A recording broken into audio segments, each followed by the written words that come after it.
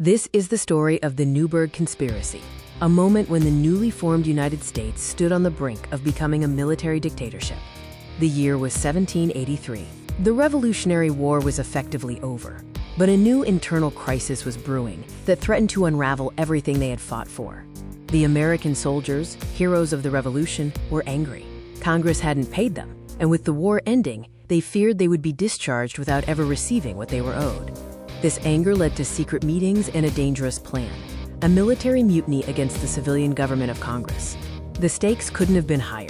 This was a direct threat to the very idea of a self-governing republic, risking military rule and the loss of the freedoms they had just won. Some of the disgruntled officers went further, suggesting that the only solution was to overthrow the government and install George Washington as a king or dictator. Crucially, Washington had the Army's absolute loyalty. If he had chosen to support the coup, he could have easily seized the crown or become America's first military dictator. But Washington's character and commitment to Republican ideals were stronger than his ambition. His response to the crisis is one of the most important lessons in American history. He walked unannounced into the tense Newburgh meeting of angry, defiant officers to address them himself.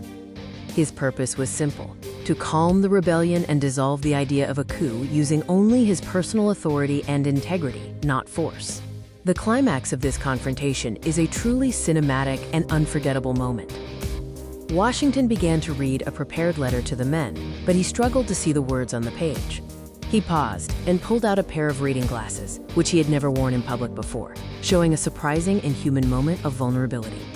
He then delivered the iconic line that broke the rebellion: "Gentlemen, you will permit me to put on my spectacles, for I have not only grown gray but almost blind in the service of my country."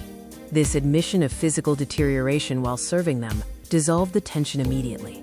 It was a powerful, humanizing appeal that proved his commitment. The hardened soldiers began to weep. The rebellion dissolved immediately. The threat of a military takeover was over. Washington, at the peak of his power, killed the idea of an American monarchy with humility and integrity, not with force or ambition. The Newburgh Conspiracy secured the future of American democracy and proved that the new nation would be governed by law, not by a military strongman. This act of self-restraint is why George Washington is rightfully called the father of the country. He chose liberty over tyranny. The Newburgh Conspiracy perfectly symbolizes victory without tyranny, the very essence of the American Republic.